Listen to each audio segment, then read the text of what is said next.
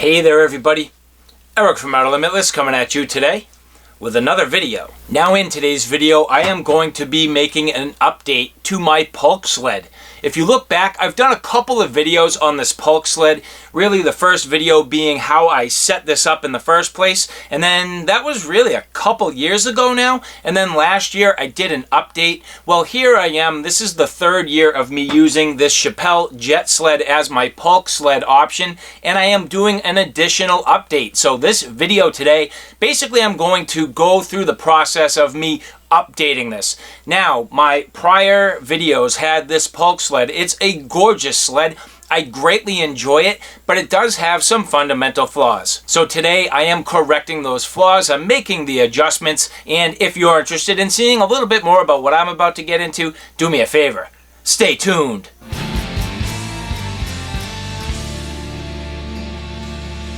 So the Chappell Jet Sled Jr. This is a perfect size Pulk sled for my given needs. The reason why I'm using this sled, it's a good overall volume, but it sits nicely down inside most typical tracks. So after a winter of people sort of packing out a trail or even snowshoes or cross-country skis, something like that, this sled will sit perfectly down inside those tracks, and that's great because it will sit flat and not tend to tip.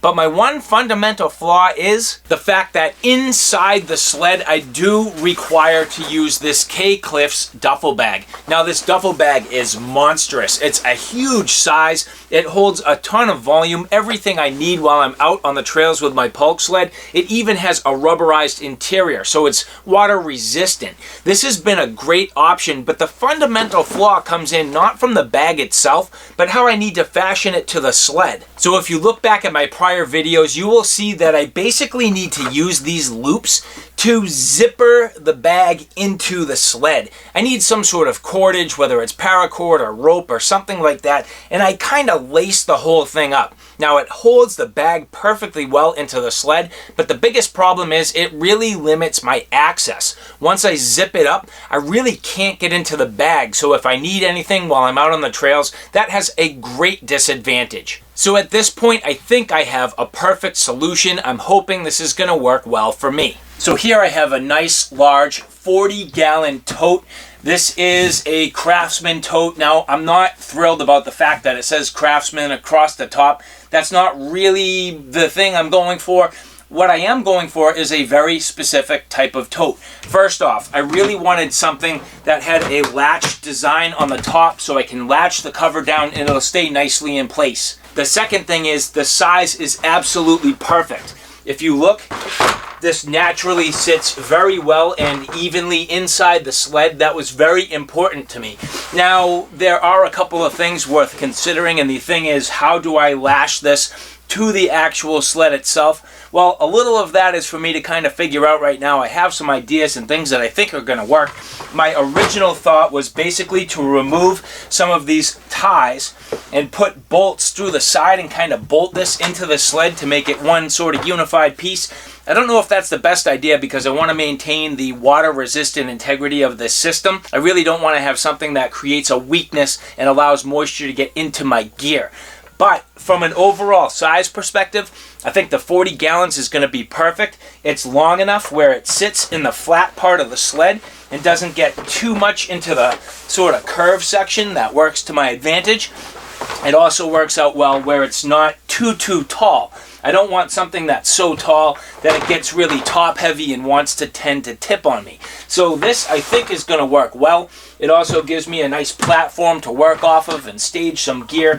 I can easily open this up. I can get into the contents quite easily. That works well. But the other thing that I'm looking to add to this on this particular go-around is this cargo net. So I had this left over from one of my old vehicles and I kept the cargo net. I've never had a good use for it, but right now I'm starting to realize that if I'm careful, this cargo net can go perfectly over the top of this system and give me a great place to stash stuff. So for example, I could put water on top of this if I just want to get to it easily while I'm on the trails. If I take off a jacket because I'm sweating, I can just stuff it underneath here.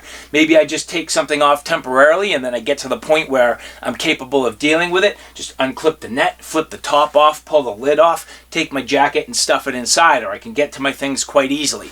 And the other thing that I'm looking forward to is I still do have some space in the front of the sled. So for example, I'm going to keep my food separate. My food and water are going to be in a separate pouch on the front of this. It allows me to get to it easily. It allows it to stay separate from the rest of the gear and content so that hopefully I don't have an accident, but say something happens and something spills, I don't get food or water on my gear. So everything inside here is my sensitive equipment. Everything inside here is, my sleep system and my warm clothes and the things I need to keep safe while I'm out on the trails. And the whole rest of this sled will be built around my ability to access the most needed things while I'm actually out on the trails. And so the next thing is I have a smattering of different hardware, things that I can use to my advantage, some washers and whatnot. And what I really like to do, I think, is get these eye bolts mounted into the corners here with some washers to protect it. I got plenty of room here, plenty of meat that's thick enough, stiff enough, rigid enough that I don't think putting a hole with an eye bolt is going to be a problem. And that's going to allow me to nicely get these bungees from this cargo net down onto the corner. Now, I've already realized that this clip's going to be a little bit tight going onto this nice beefy ring, and I don't want to potentially, while it's cold and frozen, damage this. So what I'm opting to use is these carabiners to kind of split the difference. These carabiners will click nicely onto the clips and then down onto these eyelets, giving me a good quality system that I can take on and off at ease. Now, as I mentioned, I did have the opportunity to potentially bolt this into place. I don't think I'm going to do that. Really, what I'm looking to do right now is just potentially use this cargo net to hold the entire system into place. Now, I know it's going to make a difference once this is loaded up with gear. Once it has, I usually carry, I'd say 70, maybe 80 pounds of stuff in the sled. Once I get that volume of stuff and that weight, can this cargo net and this system really hold it into place easily? Hard to say. However, I do also have these points here where I could use some bungees. I also do have still the entire set of tie-outs around my entire sled.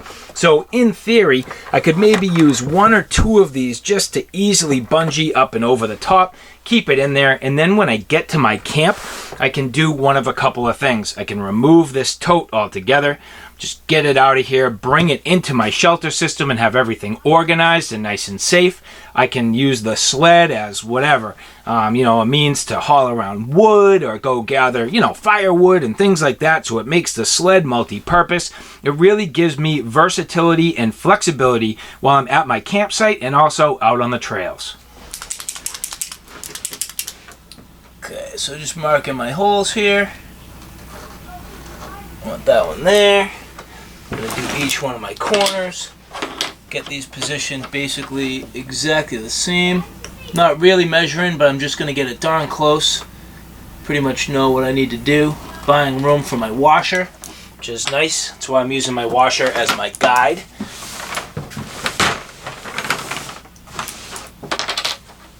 These fit perfectly right in here.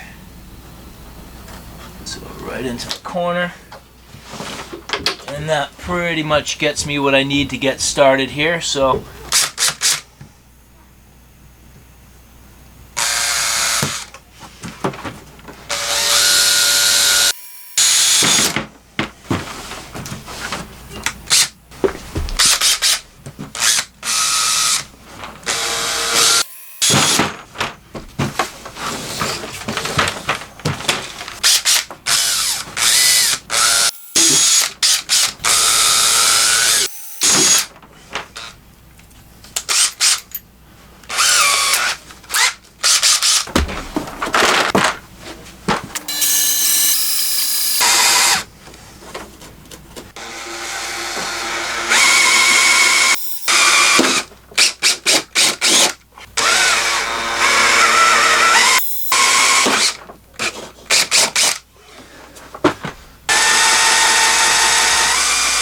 now that this is drilled out, I have my washers.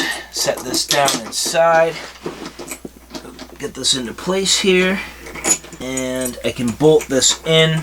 Now the last thing you'll see is that the length on these eye bolts is a little on the long side. that's just fine, no problem. What I will do is I'll actually cut the bottoms off of this and then grind it with an angle grinder just to get it smooth. But at this point, you know, as I bolt this into place, get it relatively close, I just got to snug up on that. But that's going to be a nice addition to this sled. So adding them on all four corners here will work out fairly well. So at this point, I'm just going to finish up this process, bolting these into place, and then that'll let me move forward.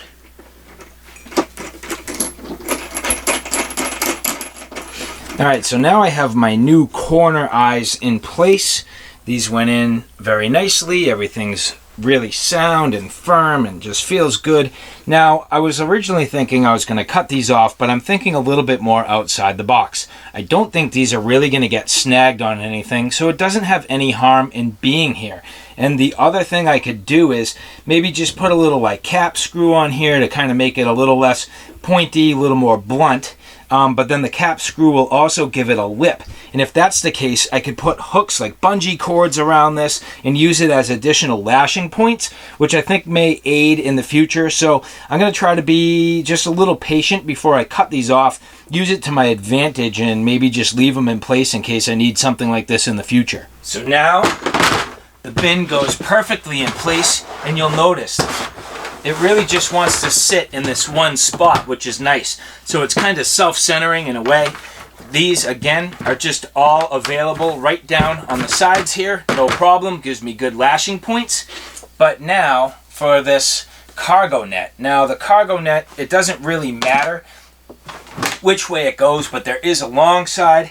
So the long side here, stretching it over the top. And you'll see here, that is why I need the carabiner. So, a couple nice lightweight carabiners here, nicely machined and just nice and smooth, no hard edges, perfectly clips into place there.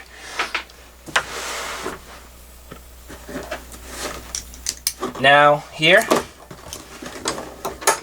both corners in the front, that's nice. Now, unfortunately, I only had 2 of those other carabiners. I'm probably going to buy 2 more and swap them out. But for the meantime, I'm just going to use these. These have a little more angle to them. They're not quite as nice. They are a stainless, but not quite as nice as the other ones. But you'll see now here too.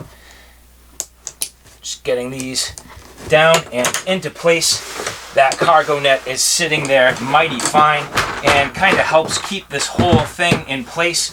Gives me the ability to stuff things underneath here if I need to, and just looks really good. So I'm not happy about the bright red top. I really want this to blend into the background, and the fact that it has a red top is kind of a bummer. So it's Craftsman's red. That's their color. Nothing I could do about it yet. I may paint it. I know it sounds a little bit anal, but I want this to look right. I want it to blend into the background. I don't want it to be too bright. But again, the red also has an advantage where if I needed it for whatever, emergency or signaling purpose, obviously I have that. So again, I'm going to be patient. You know, I'm not thrilled about it saying Craftsman, but hey, whatever. It is what it is. But so far, so good on this upgrade. So again, as I mentioned, in the front, plenty of room for more gear. Going to keep my food and water on the outside. The cargo net just perfectly over the top. That looks great, stretches nicely. It's not overly stretched, it's just like the perfect tension, which is awesome. This fits in here very well. You know, we'll see how it is once the gear's in there, but it does not seem overly top heavy, which is nice. And this gives me some additional options. So for example, here I have my snowshoes. Now I may not necessarily wear these while I'm pulling the sled. It just depends on where I'm going and how compact the snow is. But I can tell you I will pretty much always want the snowshoes with me. So having a nice location on the side of the sled to stow these is going to be sweet. And if you look at how nicely these fit here on the sides, now all I really need to do is create a system to rig these and lash these. And so having additional hardware and lashing points could play out very well. Now, at this point, I know I can drill everything and add hardware points. So if I figure out exactly what I need to mount these on the side, now I have a permanent mounting system that's tight, it's flush, it's out of the way, it doesn't impede my ability to open the bin. That to me is going to be sweet. So my next step here, and I'm going to have to plan this out a little bit, which will maybe be a follow-up to this, is how do I now outfit this to have almost my gear organization on the outside of this. So for step one and my ability to continue moving forward with refining my Pulk Sled build out, this is great. I'm happy with this. I think it's a good start. Now it's going to take me a little bit more thought to get my gear on the outside of this perfectly organized.